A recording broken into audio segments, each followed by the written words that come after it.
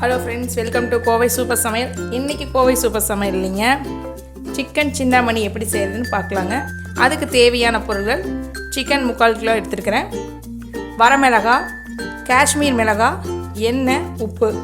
காஷ்மீர் மிளகாய் எதுக்கு போடனா கொஞ்சம் கலராக இருக்குங்க, அதுக்காக நான் காஷ்மீர் மிளகாய் ஆட் பண்ணிக்கிறேன். இப்போ எப்படி செய்யலான்னு பார்க்கலாங்க. இதில் வரமிளகாய் விதை இல்லாமல் எடுத்து வச்சுக்கணும். இங்கே பாருங்கள், இப்போ நான் விதை இல்லாத இப்படி விதை இல்லாமல் இருக்குது. நம்ம விதை இல்லாமலாம் எடுத்து வச்சுக்கணும். கட் பண்ணி விதை இல்லாமல் எடுத்து வச்சுக்கலாங்க. இப்போ நம்ம சிந்தாமணி எப்படி செய்யலான்னு பார்க்கலாங்க. இப்போ எண்ணெய் 4 டேபிள் ஸ்பூன் ஊற்ற பாருங்க. இது ரொம்ப சிம்பிளாக ஈஸியாக செய்கிற சிக்கனுங்க. இப்போ எண்ணெய் சூடாகிடுச்சுங்க. இதில் ஒரு 10 மிளகாய் நான் கட் பண்ணி வச்சுருக்கிறேன், விதை எடுத்து அதையும் ஆட் பண்ணிக்கிறேன். இதில் காஷ்மீர் மிளகாய் ஒரு 5 மிளகாய்ங்க, அதில் காரம் இருக்காது, கலருக்காக நான் போட்டுக்கிறேன்.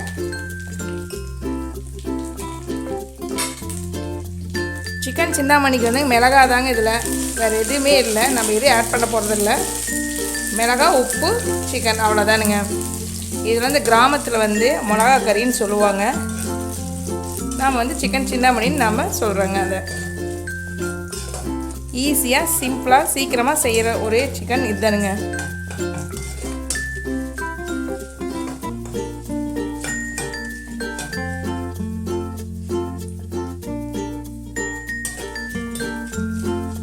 மிளகாய் வணங்கிடுச்சுங்க.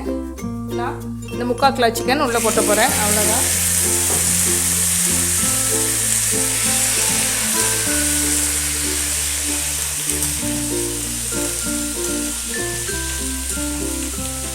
இது ஃபஸ்ட்டு ஆசாரிங்க, பொன் வேலை ஆசாரி, இந்த நகை செய்கிறாங்கள்ல, அவங்க தான் இது அதிகமாக செஞ்சு சாப்பிடுவாங்க, இந்த மிளகாய் கறியை. சிக்கன் இன்னொன்று வேணால் நீங்கள் சின்ன சின்ன பீஸாக கூட கட் பண்ணிக்கலாம்.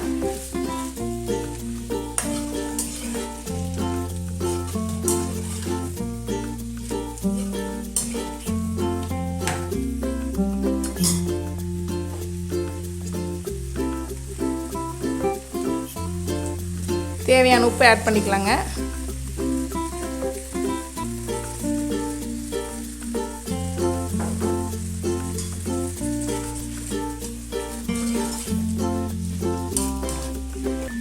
ரொம்ப சிம்பிளாக ஈஸியாக செஞ்சிடலாங்க.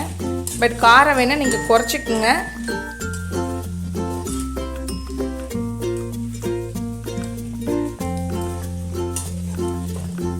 விதையே இல்லாமல் போட்டிங்கன்னா தான் நல்லாயிருக்கு. அதனால தான் நிறைய மிளகாய் போட வேண்டியதாக இருக்குது. விதையோடு போட்டால் நிறைய கம்மியாக போட்டால் போதும். நம்ம விதையில்லாத போடுறதுனால தான் நம்ம மிளகாய் சேர்த்தி போடுற மாதிரி இருக்குங்க.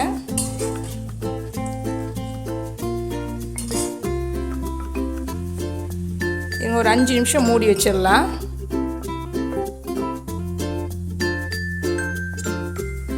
இப்போ பாருங்கள் தண்ணி விட ஆரம்பிச்சிருச்சு. இதில் சிக்கன்லேயே தண்ணி விட ஆரம்பிச்சிருச்சு.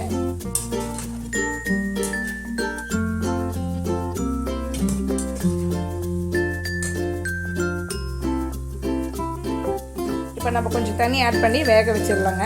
பார்த்த வெள்ளையாக இருக்குது சிக்கன். இன்னும் கொஞ்சம் நேரம் கழிச்சு பார்த்தீங்கன்னா ரெட்டாக மாறிடும். நல்லா வேகிற அளவுக்கு தண்ணி ஊற்றிக்கிங்க.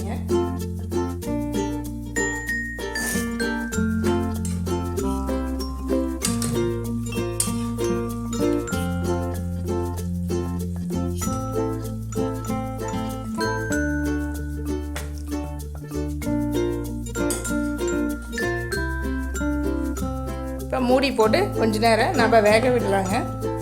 இப்போ பாருங்கள் தண்ணி சுண்டிடுச்சு. தண்ணி சுண்டி கொஞ்சம் கலர் மாறிடுச்சு பாருங்கள், ரெட்டாக.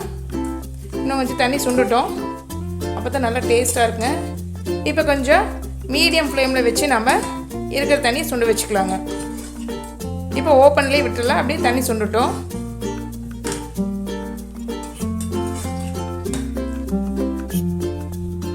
இப்போ பாருங்கள் கலர் மாறிடுச்சு. சிக்கன் சிந்தாமணி ரெடி ஆயிடுச்சுங்க.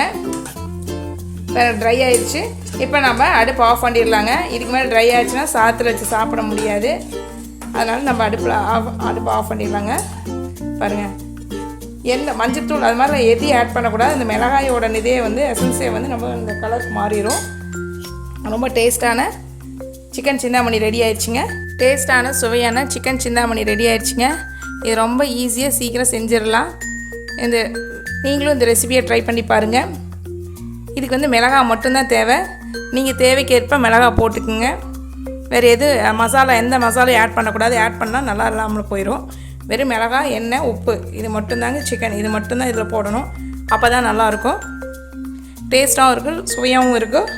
இந்த ரெசிபி நீங்கள் உங்கள் வீட்டில் ட்ரை பண்ணி பார்த்துட்டு கமெண்ட் பண்ணுங்கள், லைக் பண்ணுங்கள், மறக்காமல் சப்ஸ்கிரைப் பண்ணுங்கள்.